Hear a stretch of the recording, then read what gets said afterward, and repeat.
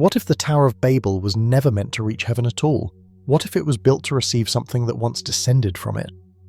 What if the confusion of languages was not divine punishment for human arrogance, but the collapse of a communication system that had kept scattered populations coordinated around a single, astonishing infrastructure? In the heat of southern Iraq, where the Euphrates still carves its ancient path through sediment layered by millennia, the remains of ziggurats still rise from the desert floor. Clay tablets recovered from their foundations, inscribed in wedge-shaped script pressed into wet earth 400 to 500 years ago, describe these structures not as temples reaching upward, but as platforms, connection points between heaven and earth, terminals for something that once moved between realms. The builders called them places of ascending and descending, and they wrote with the clinical precision of engineers, not the reverent poetry of priests. So before this story pulls you under, take a moment to like this video and subscribe, only if you're drawn to histories that question what we think we understand about the oldest monuments humanity ever raised. And if you're still listening, tell me where you are and what time it is there. I'd like to imagine this quiet reaching across the world, connecting strangers in darkness as we consider together what our ancestors may have been trying to preserve. The story begins where memory itself begins, in the book of Genesis chapter 11 verses 1 through 9, a passage so familiar it has calcified into assumption. The whole earth was of one language and of one speech. The text declares, and as humanity migrated eastward they found a plain in the land of Shinar and settled there. They said to one another, "Let us make bricks and burn them thoroughly," and they had brick for stone and bitumen for mortar. Then they said, "Let us build ourselves a city and a tower whose top may reach unto heaven, and let us make a name for ourselves, lest we be scattered abroad upon the face of the whole earth." And the Lord came down to see the city and the tower which the children of men had built. And the Lord said, "Behold, the people is one, and they have all one language, and this they begin to do, and now nothing will be restrained from them which they have imagined to do.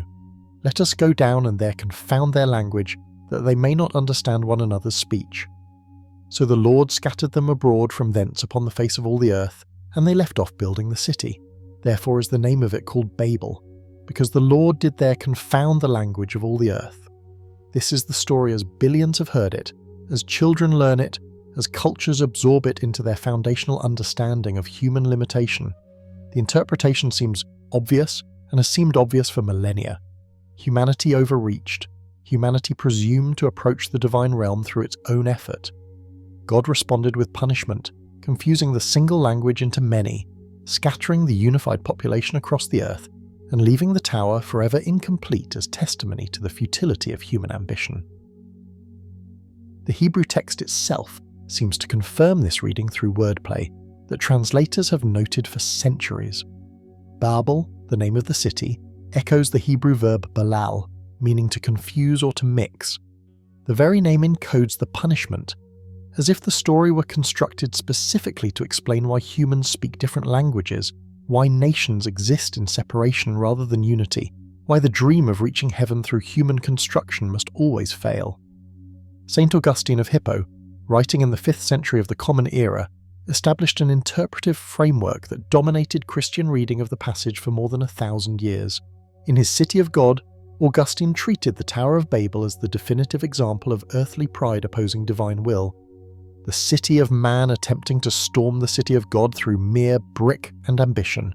The tower became a symbol of all human projects that forget their proper place in the cosmic hierarchy, a warning against any civilization that imagines its technological or organizational achievements might approach divine prerogative. This Augustinian reading passed through medieval Christianity into Renaissance humanism, finding its most famous visual expression in the paintings of Peter Bruegel the Elder, whose Tower of Babel from 1563 depicts an impossibly vast spiral structure rising above a landscape that seems to shrink before it. Bruegel's tower is simultaneously magnificent and doomed, its upper reaches already crumbling, even as workers continue to add new courses of stone to its geometry slightly wrong in ways that suggest structural impossibility.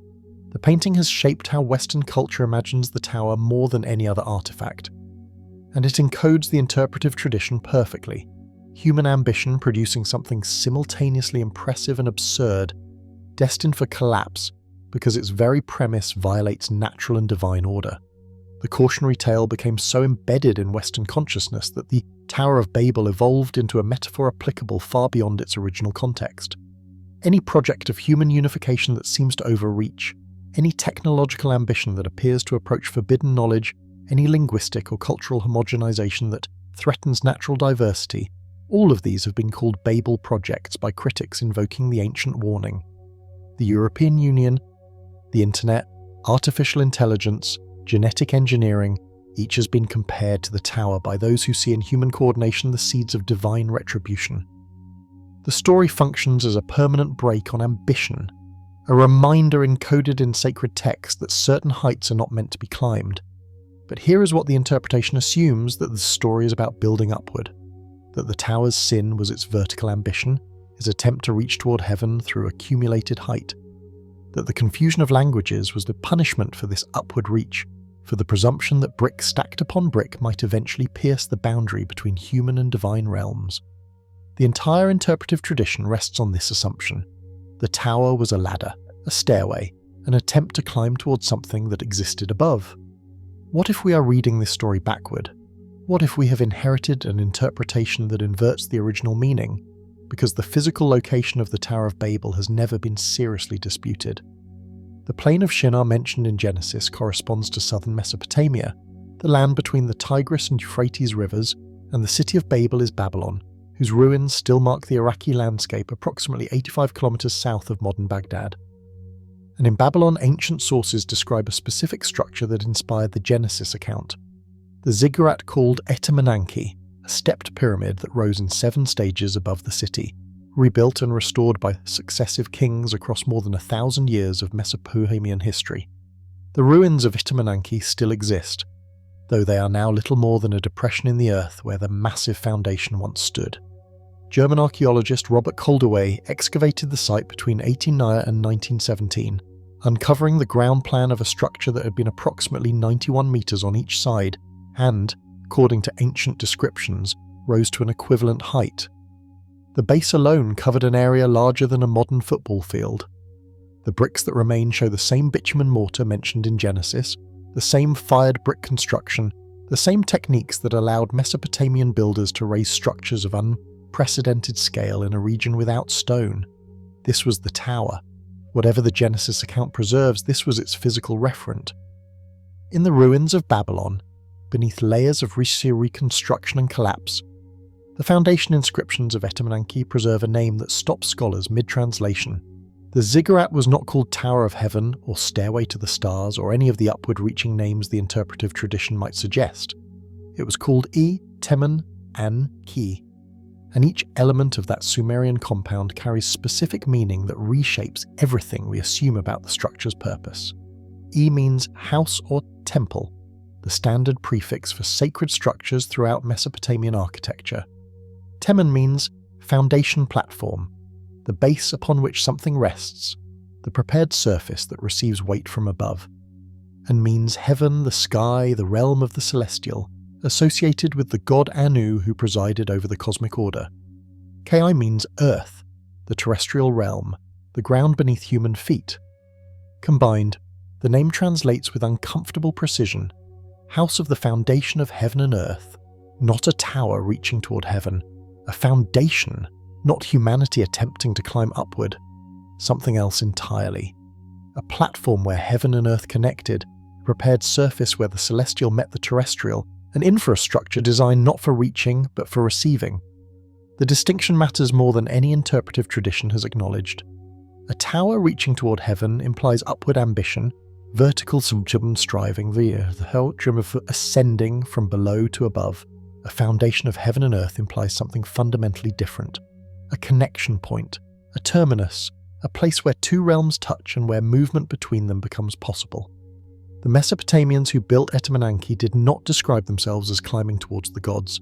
They described themselves as preparing a place where the gods might descend. In the British Museum, catalogue number BM 911147, rests the cylinder of Nabopolassar, a clay document from the reign of the Neo-Babylonian king who began the final major restoration of Etemenanki around 625 BCE. The inscription describes the ziggurat's condition: when Nabopolassar found it and his intentions for its reconstruction, and the language is revealing in ways the traditional interpretation cannot accommodate. Nabopolassar writes of Etemenanki that its walls had become weakened with age, that rains had eroded its structure, that the facing bricks had fallen away. But more significantly, he describes the structure's purpose in functional terms that treat it as infrastructure rather than monument. The inscription mentions the need to restore the ziggurat so that it might again serve as the bond of heaven and earth, the place where the earthly and celestial realms remain connected. Nabopolassar did not describe building a new tower to reach heaven. He described repairing an existing connection that had fallen into disrepair. The Esagila tablet, a cuneiform text that provides the most detailed architectural specifications for Etemenanki, treats the structure with the precision of an engineering document rather than the reverence of religious literature. The tablet records the dimensions of each of the 7 stages, the proportions between them, the height and width ratios that had to be maintained, the orientation relative to cardinal directions. This was not the language of aspiration. This was the language of specification, of technical requirements that had to be met for the structure to function properly. The tablet even describes materials and construction techniques in ways that suggest the ziggurat was built according to established parameters rather than invented anew. Function, not symbolism. Infrastructure, not monument. A platform designed to receive rather than a ladder, designed to reach. When scholars translate the cuneiform texts associated with ziggurats throughout Mesopotamia, they encounter a vocabulary of movement that the traditional interpretation cannot explain. The Sumerian signs for ascending and descending appear repeatedly in descriptions of ziggurat activities, but the movement described is not humanity climbing upward. The gods descend, envoys ascend, messages pass between realms. The ziggurat is the location where this traffic occurs, the infrastructure that makes it possible, the prepared ground that allows passage between what exists above and what exists below. The 7 stages of Etemenanki were not simply architectural showmanship. They corresponded to cosmic zones, to the 7 celestial bodies visible to ancient observation, to a hierarchy of realms that the structure physically represented and connected. The base stage was black, associated with Saturn in later Babylonian correspondence. Above it rose stages of orange, red, gold, and other colours, each linked to planetary spheres in descending order. The summit shrine, called the Sahuru, was described as the bedroom where the god Marduk met with mortal intermediaries, a contact point rather than an endpoint of ascent. This was the ziggurat as axis mundi, as cosmic pillar, as connection between worlds. But axis implies something the interpretive tradition has obscured: bidirectional movement. If the ziggurat connects heaven and earth, then traffic can flow both ways. Humanity does not simply gaze upward in longing. Something comes down. The Sumerian understanding of heaven and earth was not that of later religious traditions, where heaven exists infinitely above and earth infinitely below in separation. For the Mesopotamians, an and Ki were connected realms, aspects of a single cosmic structure, related as sky is related to ground within a unified atmospheric system. The ziggurat was not an attempt to bridge infinite distance.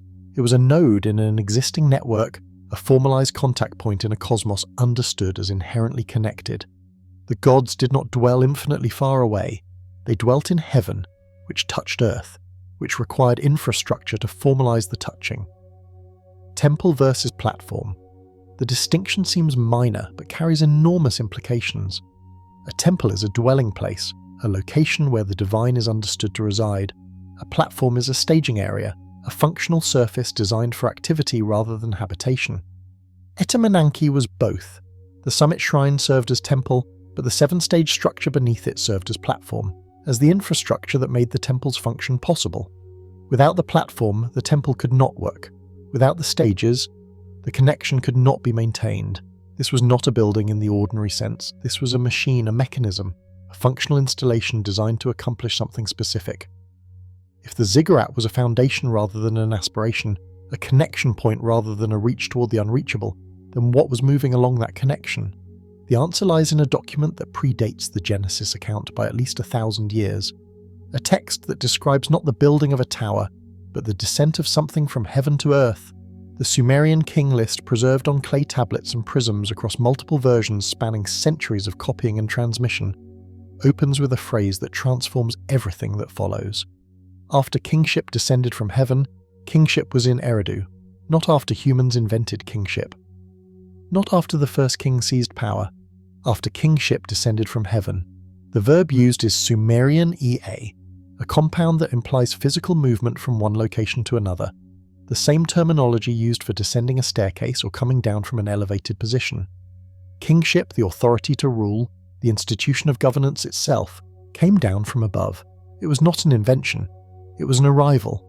Eridu, the city named as the first location of kingship after its descent, was among the oldest continuously occupied sites in Mesopotamian history.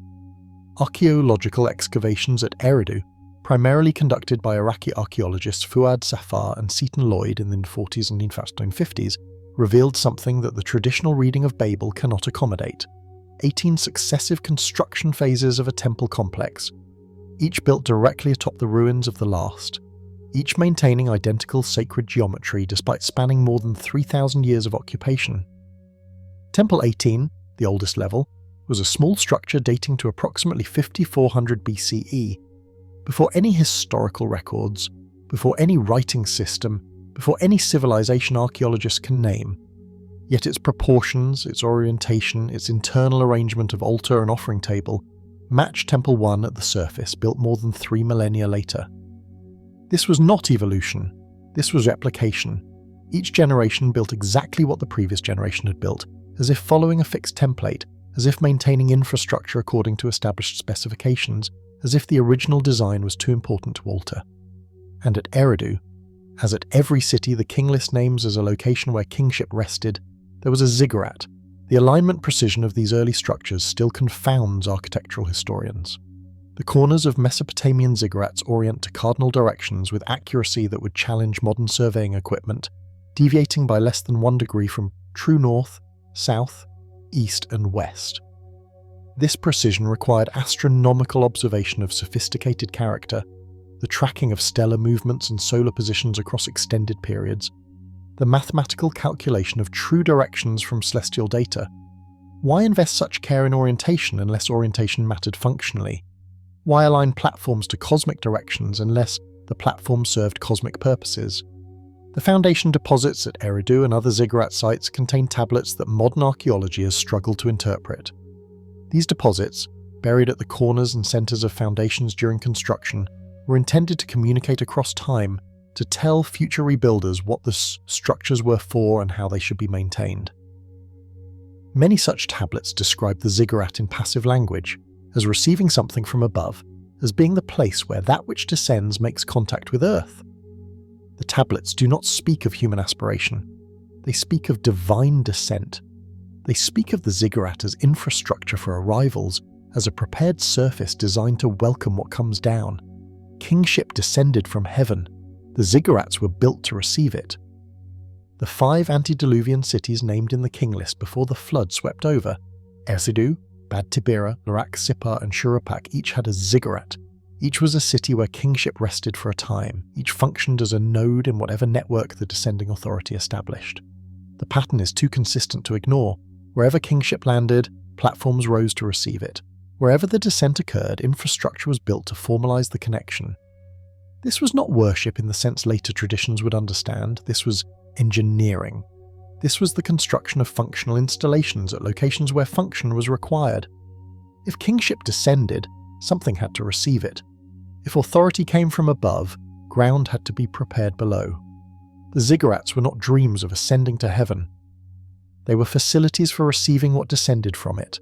The staging preceded the dwelling, the platform preceded the temple, the infrastructure preceded the occupancy, and this reverses everything the Tower of Babel narrative has been understood to mean. The sin of Babel was not building upward. The sin, if sin it was attempting to rebuild infrastructure that had served a different purpose in a different age. The confusion of languages was not punishment for aspiration. It was the termination of a system that no longer functioned, the shutdown of a coordination network that was no longer authorized.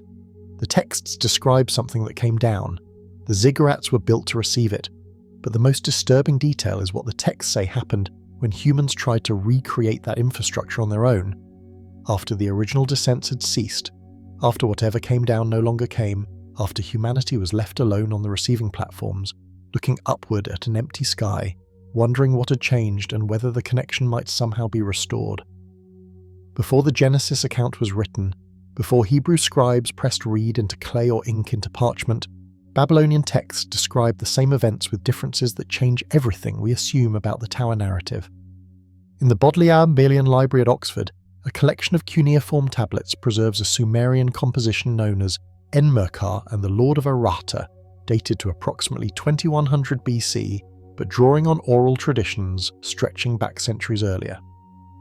The text describes a conflict between two city-states, Uruk and the distant mountain city of Arata, and within this political narrative appears a passage that scholars have struggled to interpret for over a century.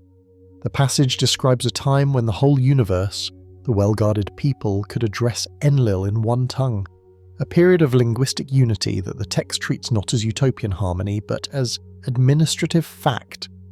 Then comes a transformation, but here is where the Sumerian account diverges sharply from the later Hebrew version. The change in language is attributed to a specific deity and a specific act. The incantation of Nudimmud, another name for the god Enki, altered the speech in their mouths and contention was placed in it. The language of humanity, which had been one, Enki changed. This is not punishment for pride. This is not retribution for building too high.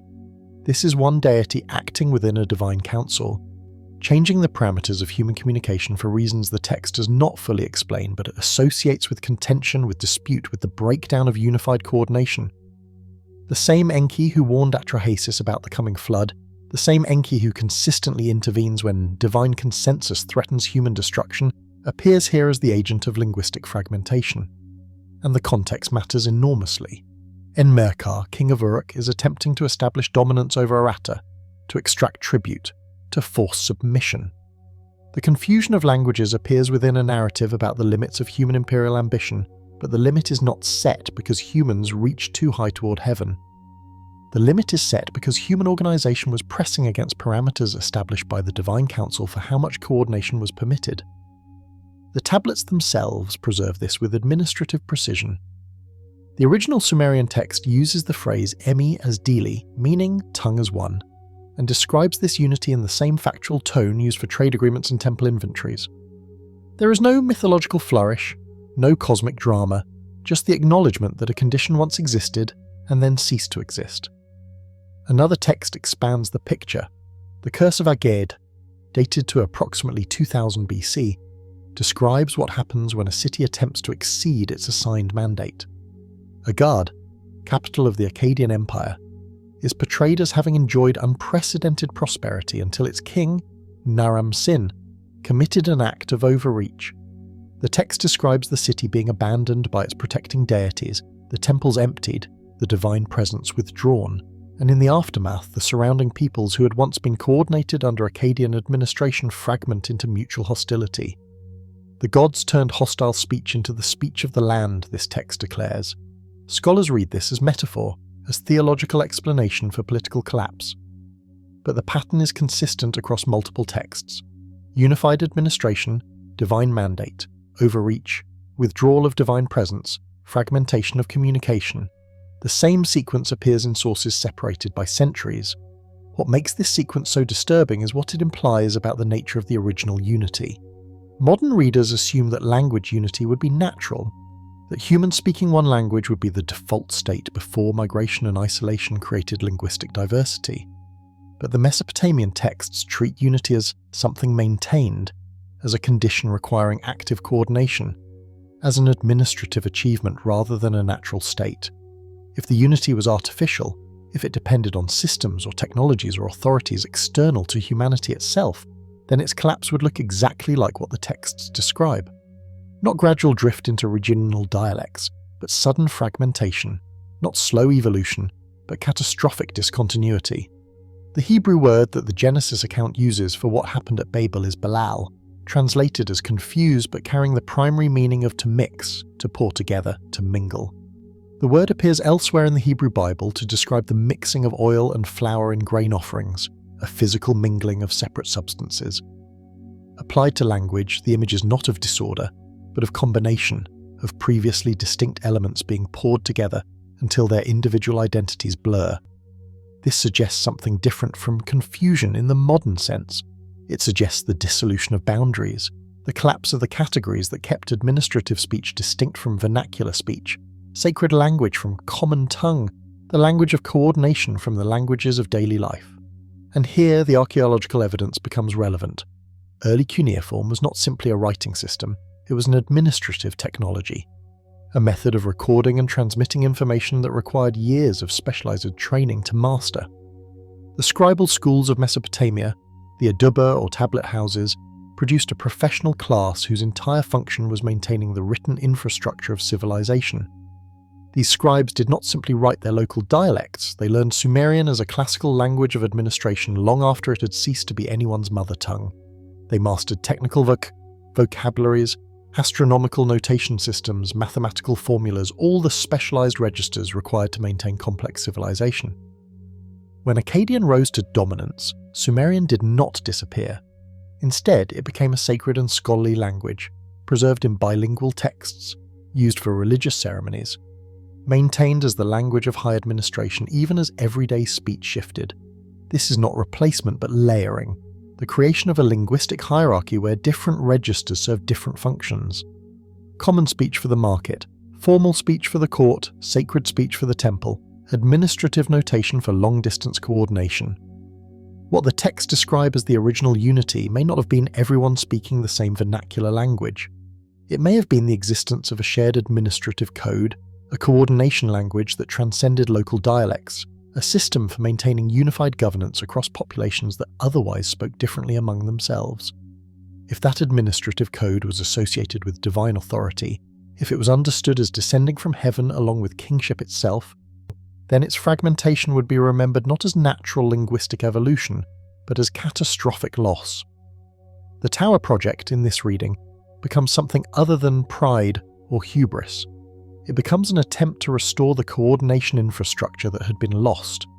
Humanity, fragmented after the flood, struggling to rebuild without the unified administrative systems of the antediluvian age, constructing a massive platform in hopes of re-establishing the connection point through which coordination once flowed. And the divine response makes different sense in this context. The concern expressed in the Genesis account is not that humans will physically reach heaven. The concern is that nothing will be restrained from them which they have imagined to do. This is the language of capability, of coordination, of humans regaining the organizational capacity that had been deliberately limited. The confusion of languages is not punishment for trying, it is prevention of success. The Babylonian account treats the event not as punishment for aspiration, but as the termination of a system that was no longer sustainable. The confusion was not cruelty, it was dissolution, the withdrawal of whatever authority had maintained the unified code, leaving humanity to develop regional languages and regional administrations without access to the original coordination infrastructure. What remains in the archaeological record are the platforms themselves, and they reveal something that does not fit the temple hypothesis. The ruins of ziggurats across Mesopotamia show structures that were not comfortable dwelling places for gods. They were platforms. At Ur, the great ziggurat of Ur-Nammu still rises from the desert floor, preserved to a height of approximately 60 feet though originally rising much higher. Leonard Woolley, who excavated the site in the 1920s, documented its construction with architectural precision. The core is solid mud brick, millions of bricks formed from the clay of the Euphrates and baked in the Mesopotamian sun, stacked in layers with reed matting between courses for drainage and stability. There are no interior chambers in this massive structure, no rooms for priests to dwell, no spaces for rituals to occur, no storage facilities for temple wealth. The entire construction is essentially a solid platform, a geometric mountain of mud rising in stepped tiers toward the sky. The only accessible spaces are the external ramps that wind around the structure, leading processional routes from the ground level to the temple precinct at the summit. But even at the summit, the construction pattern holds. The shrine that crowned the ziggurat was small relative to the platform that supported it, a modest structure that could have been built at ground level with a fraction of the labour. The platform itself was the point, the elevation was the purpose. And the ramps were not simply processional routes for festivals. Their width and grade allowed for the movement of substantial cargo, the passage of significant traffic, access rather than merely approach.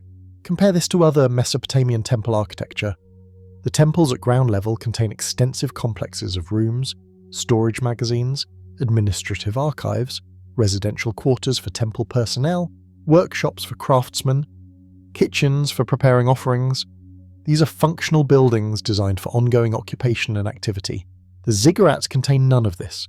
They are purely elevational, their entire architectural vocabulary dedicated to the single purpose of creating height, of raising a platform above the surrounding landscape, of establishing a summit where something could occur that required elevation.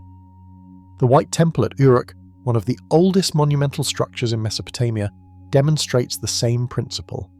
Built on a platform approximately 40 feet high, the temple itself is a modest structure. Its fame comes not from the temple but from the platform, from the investment of community resources into pure elevation. The platform predates the temple in construction sequence. The staging was built first, and the shrine placed upon it afterward. Consider the labour economics. Estimates for the construction of a major ziggurat run into millions of person-hours. Entire populations mobilised over decades, forming bricks, transporting materials, constructing ramps for construction that would later become ramps for access, raising a geometric mountain one layer at a time. For what purpose? The conventional answer is religious prestige, the desire to honour the gods by building high, the symbolic representation of the cosmic mountain at the centre of the world. And this answer is not wrong. The ziggurats clearly carried religious significance. Temple records describe their maintenance as sacred duty. Kings boasted of their restoration in inscriptions that survive across millennia. But the answer is incomplete. Because religious prestige could be achieved through beautiful temples at ground level, through elaborate ritual furnishings, through precious offerings and impressive ceremonies. The specific investment in elevation, the particular obsession with height, suggests that height itself served a function that simpler expressions of devotion could not fulfill. The Sumerian name for these structures offers a clue. They were called Unar, a compound that combines the signs for foundation and something high or magnificent, not temple, not house of the god, foundation platform, and the individual names given to specific ziggurats reinforce this reading. Etemenanki at Babylon means house of the foundation of heaven and earth. The ziggurat at Borsippa was called Etemenanki, house of the seven guides of heaven and earth, with the seven guides referring to the seven classical planets visible to ancient observers. These names describe connection, interface, binding between celestial and terrestrial realms. They describe functional roles, not merely symbolic status. The construction techniques support a functional reading. The drainage systems embedded in ziggurat cores, designed to prevent water accumulation and structural failure, show sophisticated engineering knowledge applied to ensuring long-term stability. The orientation of corners to cardinal directions, achieved with surveying precision that modern engineers find impressive, suggests that exact positioning mattered, that the structures needed to be aligned with celestial phenomena. The multiple construction phases documented at Eridu, Ur, and other sites show that ziggurats were not single building projects, but ongoing institutional commitments maintained and expanded across centuries with resources that could have been directed elsewhere. Something about these structures justified continuous investment at civilizational scale. If ziggurats were platforms rather than temples, staging areas rather than dwelling places, then the question becomes unavoidable. Platforms for what? Access to what? Staging areas for what kind of arrival or departure? The texts describe the gods ascending and descending. The architecture creates the physical infrastructure for ascending and descending. And the labour investment suggests that whatever was meant to ascend or descend, whoever or whatever was meant to use these platforms, was considered important enough to justify the mobilisation of entire societies across generations. The conventional answer remains symbolic ritual, processional drama, the visible representation of cosmic order. But the Mesopotamians themselves wrote as though they expected the platforms to be used, as though the ascending and descending they described was not merely metaphorical but anticipated, as though they were maintaining infrastructure for traffic that had once flowed and might flow again. The traditional reading treats the confusion of languages as punishment, as divine retribution for human arrogance, as the price paid for building too high and reaching too far. But what if it was something more practical and more disturbing? The shutdown of a communication infrastructure that humanity was no longer authorized to use, the withdrawal of a coordination technology that had been granted rather than invented, the cessation of a service that required authority beyond human control to maintain. The Hebrew word balal that Genesis uses for what happened at Babel is typically translated as confuse, but the word carries meanings that extend beyond disorder into territory more unsettling. Balal means to mix, to mingle, to pour together, to anoint with oil. In other biblical contexts, it describes the preparation of grain offerings, the combining of flour and oil into a unified substance. Applied to language, the image is not of random confusion but of combination, of previously distinct channels being poured together until boundaries dissolve, of separate streams becoming indistinguishable in a common flood. This suggests that the pre-Babel linguistic condition was not simple unity, but organized multiplicity, not one language in the naive sense, but a system of distinct registers whose boundaries were maintained by some coordinating principle. When that principle was withdrawn, the registers mixed, the distinctions collapsed, and what had been a hierarchical system of specialized languages became the undifferentiated Babel that gave the tower its name. The Sumerian evidence supports this reading in unexpected ways. Mesopotamian civilization did not operate with a single language. From the earliest periods, the textual record shows multiple registers coexisting in organized relationship. Imegir, the standard literary Sumerian used for religious and administrative texts, functioned as a prestige register distinct from whatever vernaculars were spoken in homes and marketplaces. Imesal, sometimes called women's speech, was a distinct register used for certain types of poetry and for the speech of goddesses in literary compositions. Technical vocabularies for astronomy, medicine, divination and mathematics constituted specialized registers that required years of training to master. This was not multilingualism in the modern sense of different populations speaking different mother tongues. This was linguistic hierarchy, a structured system where the register you used depended on your function, your training, your authorization level within the administrative apparatus of civilization. Common people spoke common speech. Scribes wrote in classical Sumerian, priests intoned in sacred registers, astronomers recorded in technical notation. The system was maintained not by natural development but by institutional training, by the Aduba tablet houses where scribes spent years mastering the various registers and their appropriate uses. When Akkadian rose to dominance, the system did not collapse. It adapted. Sumerian became a classical language of scholarship and religion, preserved through bilingual texts that presented the same content in both languages, maintained through schools that continued teaching the old forms even as everyday speech shifted to Semitic patterns. This is not replacement but layering, the same hierarchical organization of linguistic registers continuing under new conditions, and here the implications become significant. If the pre-Babel unicity was not simple monolingualism but a coordinated system of specialized registers, then the confusion would not be everyone suddenly speaking different languages. The confusion would be the collapse of the boundaries that kept registers separate, the loss of the coordinating principle that maintained the hierarchy, the mixing of sacred and profane, administrative and vernacular, technical and common into undifferentiated linguistic chaos. The Tower Project, in this reading, takes on new significance. Humanity after the flood, having lost the unified coordination system that once maintained linguistic hierarchy, attempts to rebuild the infrastructure through which that coordination once flowed. The platform at Babel is not merely symbolic aspiration, it is an attempt to restore the connection point, to re-establish the link through which administrative authority once descended, to reconstruct the interface that once maintained the organized multiplicity of human speech within a single coordinated system. And the divine response addresses precisely this danger. The concern in the Genesis text is not that humans will physically reach heaven.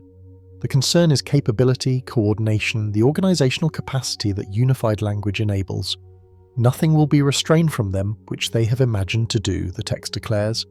This is the language of unlimited organizational potential, of humanity regaining the coordination infrastructure that had been deliberately limited after the flood.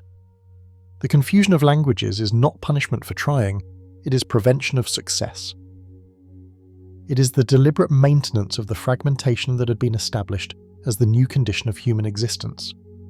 And if we look at what happened immediately after the recorded confusion, the pattern clarifies further. Humanity scatters, but the scattering follows specific directions. The Table of Nations in Genesis 10 traces the descendants of Noah's sons across the ancient world, each family becoming a nation, each nation developing its own language, each linguistic group establishing its own territory. This is not random dispersion, this is administrative reorganization, the creation of separate jurisdictions with separate communication systems, the establishment of boundaries that prevent the unified coordination the Tower project attempted to restore. The archaeological evidence for early writing systems supports this reading in ways that scholars rarely emphasize. Cuneiform did not develop gradually from simple pictographs to complex script.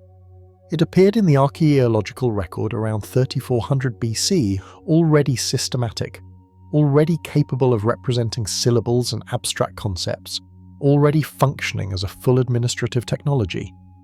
The earliest tablets are not primitive experiments in notation. They are sophisticated documents recording economic transactions, administrative decisions, inventory management. Whoever created this system did not stumble toward it through trial and error. They deployed it fully formed as an administrative tool for managing complex civilization. And the system spread remarkably quickly. Within a few centuries, cuneiform notation appears across Mesopotamia, used by city-states that competed politically but shared administrative technology. The script remained largely unified, even as the languages it recorded diversified, as though the notation system itself was the point of coordination, the shared infrastructure that enabled communication across linguistic boundaries. This is exactly what a coordinating authority would establish. Not a single spoken language, which would be impractical across large populations, but a shared notation system, a common script that could record any language, a technological infrastructure for maintaining administrative unity across linguistic diversity. When that authority withdrew, the notation systems gradually diverged. Cuneiform remained recognizable across Mesopotamia, but regional variants developed. The Elamite script, the Hittite adaptation, the various modifications made as the system spread beyond its original context all show the fragmentation that occurs when a coordinating center no longer maintains standards. And perhaps most significantly, the reaction to fragmentation was not passive acceptance, but active mourning. Mesopotamian texts repeatedly refer to a lost age of unified communication, an earlier time when all peoples could address the gods in one tongue, a primordial condition of coordination that had been lost and could never quite be restored. This is not mythology for its own sake, this is the persistent memory of a condition that once existed and then ceased to exist, preserved across millennia because its loss was genuinely traumatic, because the fragmentation genuinely diminished human capability, because the coordinating infrastructure was genuinely missed. If the original unity was administrative rather than natural, and if it depended on coordination with higher authority, then the confusion was not a curse. It was the inevitable result of that authority's withdrawal, the natural consequence of losing access to whatever maintained the system, the fragmentation that occurs when the binding principle is removed and the separate elements return to their separate trajectories. The Tower of Babel story appears in isolation until you start looking for it. Then it appears everywhere, preserved across cultures that had no documented contact, embedded in traditions separated by oceans and millennia, remembered in forms too similar to result from coincidence, yet too independent to result from simple diffusion. In central Mexico, the Great Pyramid of Cholula rises from the landscape as the largest pyramid structure by volume ever constructed by human hands. The structure dwarfs the Egyptian pyramids in sheer mass, though not in height, covering an area of nearly 45 acres at its base. Spanish conquistadors arriving in the 16th century found the pyramid so massive that they initially mistook it for a natural hill and built a church on its summit, a church that still stands today while the pyramid beneath remains only partially excavated. But the indigenous accounts of Cholula's construction, recorded by Spanish friars who interviewed native informants, describe something that echoes the Babel narrative with disturbing precision. According to these accounts, the pyramid was built after a great flood by giants who survived the deluge, constructed with the explicit purpose of reaching the clouds and accessing the heavens. The gods, observing this construction, became angry and destroyed the project, sending fire from the sky and killing many of the builders. The survivors scattered, and the tower was left unfinished. The parallels extend beyond narrative outline. Like the Mesopotamian ziggurats, the Cholula pyramid is essentially a platform structure, solid construction with no interior chambers in the earliest phases, designed for elevation rather than interior occupation. Like Babel, the construction was interrupted by the divine intervention. Like the post-Babel dispersion, the builders scattered after the destruction. And like the Mesopotamian accounts, the Mexican tradition treats this not as mythology, but as historical record, as an event that actually occurred in the distant past and shaped the subsequent development of civilization. The Aztec word for the structure, Tlachihualtepetl, means man-made mountain, the same conceptual category as the Sumerian Unir, and the tradition specifically associates the builders with an earlier age, with beings who were not quite human in the modern sense, with a generation that existed before the current order of the world was established. In the Indian subcontinent, the temple towers called gopurams that dominate the entrances to Hindu temple complexes carry explicit theological significance as connection points between earthly and celestial realms.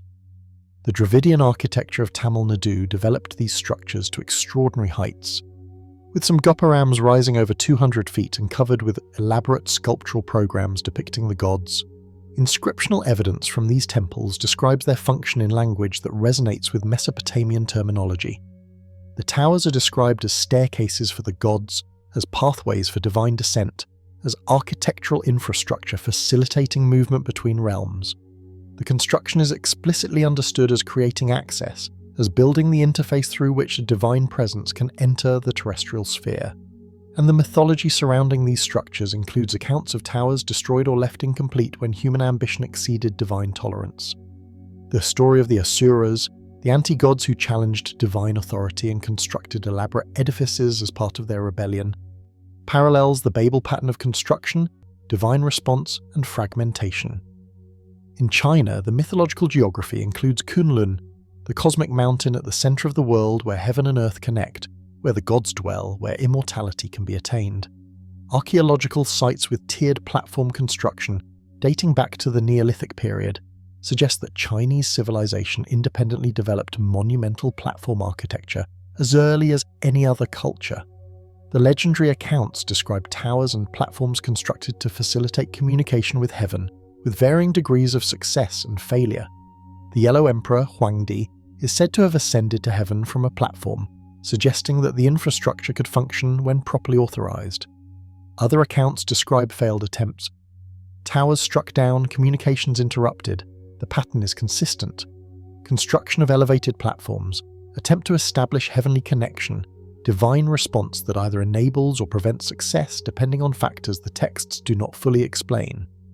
The consistency across cultures that developed independently, with no documented contact with different languages and different mythological frameworks, demands explanation.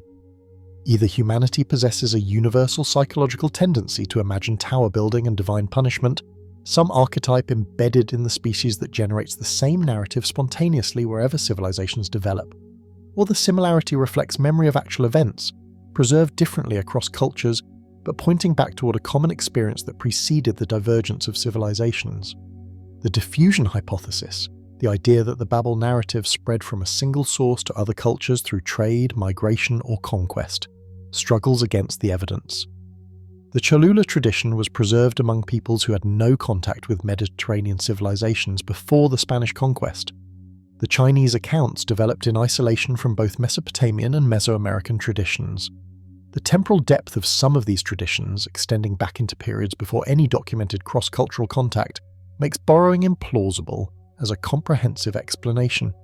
The archetypal hypothesis, the idea that humans simply imagine these stories because of universal psychological structures, cannot explain the specific details that recur across traditions. Why giants or pre-human builders? Why a flood immediately preceding the construction? Why divine intervention specifically targeting coordination and communication? Why the particular sequence of unity, construction, intervention, fragmentation that appears with such consistency? Perhaps the more parsimonious explanation is the most disturbing one. Perhaps multiple cultures remember the same events because the same events occurred before those cultures diverged, before the languages separated, before the migrations that carried human populations to every continent. Perhaps the tower narrative is not mythology projected onto the past, but memory preserved through the only means available, through oral tradition that crystallized into sacred narrative, through stories repeated so consistently that they survived the millennia separating us from whatever actually happened. If something once connected human populations across vast distances, if some coordination infrastructure once enabled unified communication, If that infrastructure was associated with elevated platforms and was terminated by higher authority, then the pattern of memory makes sense. Different cultures would remember the same events through different cultural lenses, with different names and different details, but with the same underlying structure because the underlying events were the same. The platforms remain. From Mesopotamia to Mexico, from India to China, human civilizations independently constructed massive elevated structures whose functional purpose remains inadequately explained by the symbolic interpretations scholars prefer. The narratives remain. Across cultures without documented contact, stories describe the same sequence of events, the same divine response, the same fragmentation of what was once unified. Either humanity independently invented both the structures and the stories everywhere civilization developed, or humanity remembers something that actually happened before civilization diverged into its separate streams. The evidence cannot answer this question definitively, but the evidence keeps asking it, preserved in stone and clay and story, waiting across millennia for someone to consider what the consistency might mean. The traditional reading of the Babel narrative treats the confusion of languages as punishment, divine retribution against human pride that dared to build a tower reaching heaven, a corrective humiliation designed to scatter the overreachers and prevent future attempts at unauthorized ascent. This interpretation has dominated theological and popular understanding for millennia, fitting neatly into moral Freitbemhungs where transgression meets consequence and hubris precedes fall. But the original Hebrew text resists this reading in subtle ways that become visible only when examined closely. The word translated as confuse is balal, a term whose semantic range extends far beyond mere confusion into territory that suggests mixing, pouring together, mingling substances that were previously distinct. Balal describes what happens when oil is poured into flour, when streams merge into rivers, when separate things become indistinguishable through combination rather than through any process of deliberate obfuscation. The confusion of Babel in this reading, Gliuki, was not the introduction of chaos into order, but the collapse of distinctions that had previously been maintained, the pouring together of what had been kept systematically separate, the dissolution of boundaries that some organizing principle had enforced. This linguistic observation opens an alternative interpretation that is simultaneously more practical and more disturbing than the punishment reading. What if the confusion of languages was not retribution, but rather the inevitable consequence of withdrawn coordination? What if the unified speech that Genesis describes was not natural human language but an administrative system, a communication infrastructure that required active maintenance by whatever authority had established it? And what if that authority's departure caused the system to fragment into regional variants no longer held together by central coordination? The evidence from early Mesopotamia supports this alternative reading with striking consistency. Cuneiform, the writing system that emerged in Sumer around 3400 BCE and spread throughout the ancient Near East, functioned initially not as a representation of spoken language, but as an administrative technology. The earliest cuneiform texts are not literature or correspondence or religious reflection. They are accounting records, inventory lists, bureaucratic tallies of grain and livestock and labour. The writing system was developed to serve institutional needs, to track resources across distances, to maintain coordination among settlements that could not rely on face-to-face communication alone. This administrative function preceded any literary application by centuries. Writing was not invented to capture human speech. It was invented to extend institutional control. The distinction matters because it reveals something about the nature of early linguistic unity that the Genesis narrative may be preserving in mythologized form. Across the city-states of early Sumer, which were politically independent and often in conflict, cuneiform maintained remarkable standardization. The signs, their meanings, their combinations, their applications remained consistent across sites, separated by considerable distances and lacking any obvious political unity. Scribes trained in Sur could read tablets produced in Nippur. Administrators in Eridu could interpret records from Uruk. The writing system served as a unifying infrastructure that transcended local political divisions. This standardization did not arise spontaneously. It required training institutions, curriculum consistency, regular calibration among scribal schools. The question that emerges is who or what maintained this coordination across politically fragmented territory. The conventional answer is shared cultural tradition, but this answer assumes what it needs to explain. Why would competing city-states invest resources in maintaining compatible administrative systems? What benefit offset the costs of training scribes to a common standard when local variations would have served local needs adequately? The consistency suggests some coordinating authority whose nature the historical record does not fully preserve. The transition from Sumerian to Akkadian as the primary language of Mesopotamian administration provides another window into how linguistic systems were maintained and how they fragmented. Akkadian did not replace Sumerian the way one language typically displaces another. Instead, the two existed in a complex, layered relationship for centuries, with Sumerian retained as a liturgical and scholarly language long after it ceased to be anyone's native tongue. Priests continued to perform rituals in Sumerian. Scribes continued to study Sumerian texts. The language was preserved as a kind of sacred technology, maintained because it was believed to possess properties that Akkadian could not replicate, maintained because certain communications were thought to require the older system. This pattern, a sacred administrative language preserved alongside vernacular speech, appears across multiple ancient civilizations: Sanskrit in India, Latin in medieval Europe, Classical Arabic in the Islamic world. These linguistic fossils suggest that ancient peoples understood language as something more than arbitrary convention, understood certain languages as possessing functional properties that made them suitable for specific purposes, understood the preservation of these languages as a practical necessity rather than merely cultural nostalgia. The Sumerian texts themselves describe specialized linguistic registers in ways that suggest technological differentiation rather than mere social variation. Eme-sal and Eme-gir, often translated as female speech and male speech, appear to have functioned as distinct codes used for specific purposes, with Eme-sal associated particularly with liturgical contexts and communication with deities. The distinction was not merely grammatical, it was functional. Certain things could be said in Eme-sal that could not be said in Em-gir.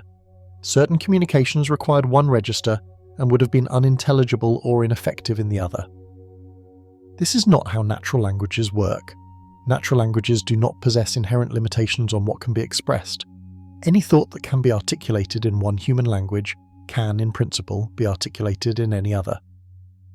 The Sumerian distinction between registers suggests something different: a designed communication system where different channels served different purposes, where the language itself encoded access permissions determining who could communicate with whom about what. If such a designed linguistic infrastructure existed in early Mesopotamia, and if it depended on coordination with whatever authority had designed it, then the confusion of languages begins to appear not as punishment, but as system failure. When the coordinating authority withdrew, when whatever maintained the unified administrative code departed, the system fragmented along fault lines that had always existed but had been held together by active management. Regional variants that had been kept compatible drifted into mutual unintelligibility. Specialized registers that had served distinct functions collapsed into the general linguistic pool. The Tower project in this reading was an attempt to restore the infrastructure that had failed. The builders were not arrogantly reaching toward heaven. They were desperately trying to re-establish the connection through which coordination had once flowed. Their failure was not punishment for presumption. It was confirmation that whatever had maintained the system was no longer available to maintain it. The communication infrastructure could not be rebuilt from below. It required input from above that was no longer forthcoming. This interpretation of linguistic fragmentation as system failure, rather than divine punishment, opens onto a wider pattern that appears across human cultures with disturbing consistency. The Tower of Babel story read in isolation seems like a specifically Mesopotamian origin myth for linguistic diversity, a local explanation for a universal phenomenon. But when you begin looking for parallel narratives, for stories that preserve similar structures of unity, construction, intervention, and fragmentation, they appear everywhere, in cultures separated by oceans, by millennia, by every barrier that should prevent narrative transmission. The Great Pyramid of Cholula rises from the Mexican highlands about 60 miles southeast of Mexico City, and by volume it remains the largest pyramid structure ever constructed by human hands, exceeding even the Great Pyramid of Giza in sheer mass of material displaced and shaped. Spanish conquistadors built a church on its summit, a common colonial practice of superimposing Catholic sacred sites onto indigenous ones, and for centuries the structure was assumed to be a natural hill. Only archaeological investigation revealed what lay beneath: a stepped platform complex constructed over more than a millennium, layer upon layer of construction as generations added their contributions to the ascending mass. The Aztec accounts of Cholula, recorded by Spanish chroniclers in the years after conquest, describe the pyramid's origin in terms that echo the Babel narrative with eerie precision. According to these accounts, after a great flood destroyed an earlier world, giants who survived the deluge decided to build a tower that would reach the heavens. The gods, seeing this presumptuous construction, became angry and destroyed the tower with fire from the sky, killing the builders and scattering the survivors. The parallel is striking enough to have prompted scholarly debate about whether Spanish influence corrupted the original account, whether missionaries read their own biblical framework into indigenous narratives they only partially understood. But the Cholula traditions appear in sources that predate significant missionary activity, and the pyramid itself, with its multiple construction phases and its obvious function as a platform for ascent, suggests that the narrative reflects genuine pre-Columbian belief rather than post-conquest contamination. The structure was built to facilitate something climbing toward the sky to see. The narrative explains why that ascent was interrupted, and the pattern matches the Mesopotamian original more closely than coincidence would predict.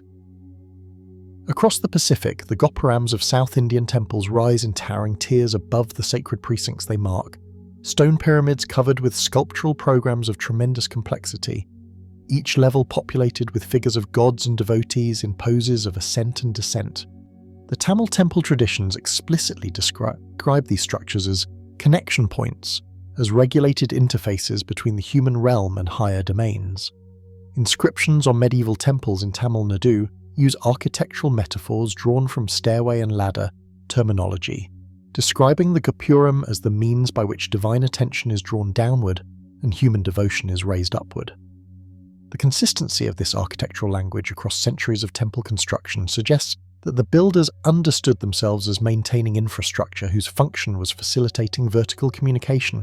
They were not simply constructing impressive facades, they were building functional systems whose operation they understood in technical terms, even if those terms strike modern observers as purely metaphorical.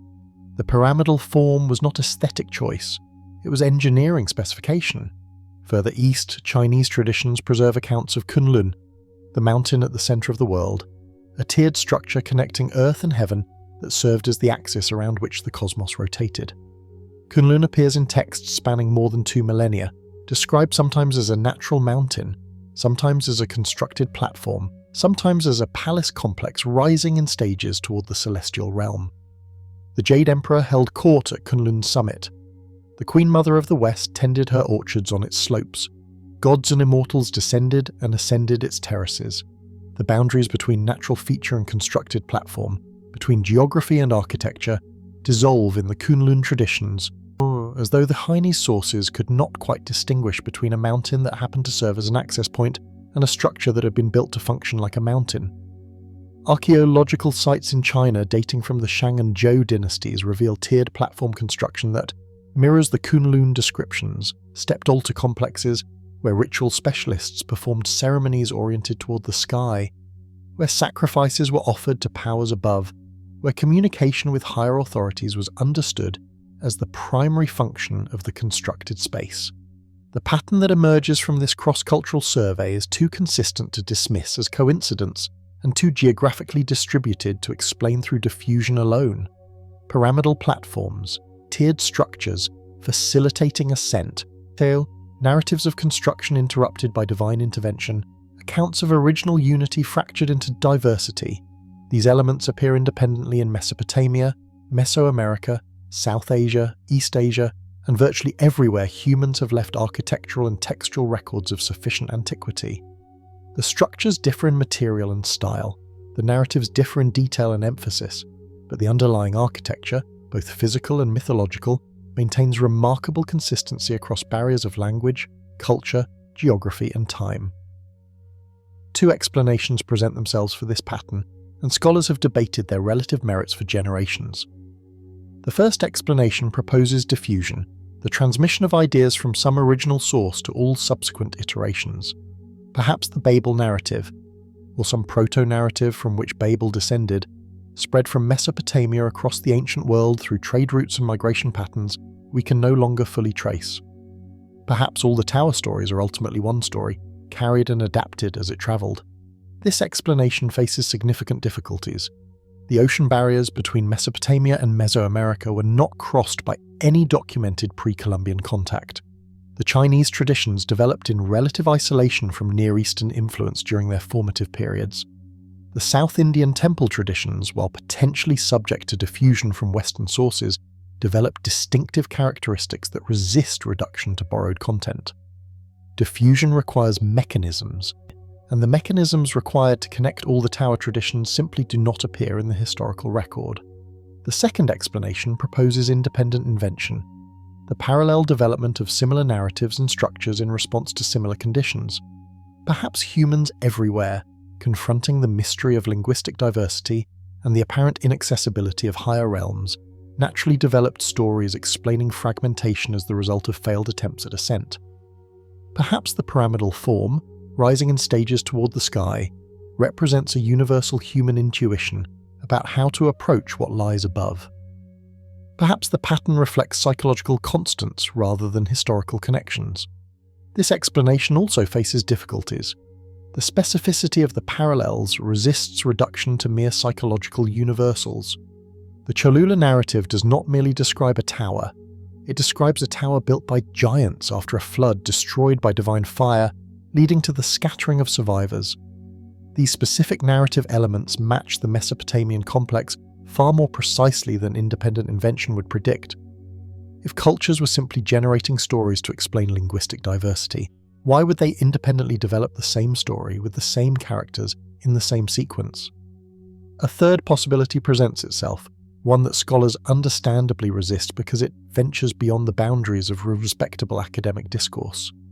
Perhaps the parallel narratives reflect parallel memories. Perhaps something actually happened, something that affected humanity globally, something that was remembered in similar terms because it was experienced in similar ways. Perhaps the towers rose on multiple continents because the construction project was coordinated across populations that would later be separated. Perhaps the interruption and fragmentation were universal because they affected the entire species simultaneously. Perhaps the stories match because they describe the same events. This third possibility cannot be proven from the evidence currently available. It requires forms of ancient coordination that exceed anything documented in the archaeological record. It implies capabilities for the ancient world that contradict established understandings of technological and social development. It ventures into a territory that respectable scholarship has learned to avoid. But the first two explanations also cannot account for the evidence. Diffusion lacks mechanisms. Independent invention lacks the specificity. Something beyond both conventional explanations seems required to make sense of the cross-cultural pattern, even if we cannot specify what that something might be. The choice is not between established explanations and wild speculation. The choice is between established explanations that cannot fully account for the evidence and an open acknowledgement that the evidence exceeds our current capacity to explain it. Either humanity independently invented the same symbolic narrative across every continent, complete with matching details that psychological universals cannot predict, or something actually happened that multiple cultures remember in similar terms. Something we can no longer access directly but whose traces remain in the structures they built and the stories they told. The towers keep appearing, the narratives keep matching, the pattern keeps demanding explanation, and the explanation keeps receding beyond the boundaries of what we can confidently claim to know. Perhaps that uncertainty is itself significant. Perhaps the limits of our knowledge mark the edges of something we are not yet equipped to understand. Perhaps the confusion that followed the tower's fall extends even to our attempts to make sense of what the tower was. We study the fragments, we trace the parallels, we propose theories that account for portions of the evidence while leaving other portions unexplained. And somewhere behind all our scholarship, the question remains, persistent and unanswered. What were they building? What were they trying to reach? And why, across the entire planet, did the project fail in the same way at the same time, leaving the same stories in its wake? Here is where we must be careful, because the claim that ziggurats were launchpads has been made before, often in ways that strain evidence past breaking, and if we are to take this question seriously, we must first acknowledge the interpretations that have damaged its credibility. In 1976, a Soviet-born linguist named Zechariah Sitchin published The 12th Planet, the first of a series that would sell millions of copies and fundamentally reshape popular understanding of ancient Mesopotamia. Sitchin claimed to have decoded Sumerian texts that mainstream scholars had misread for over a century, and his central argument was extraordinary in its scope.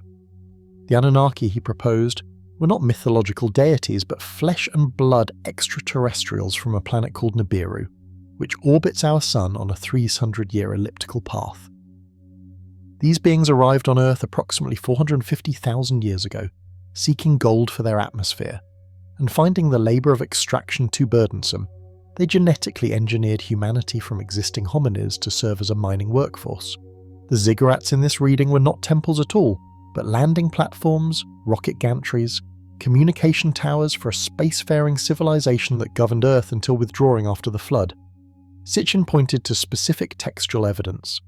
The Sumerian word Shem, conventionally translated as name or renown, he argued actually meant rocket ship or sky vehicle.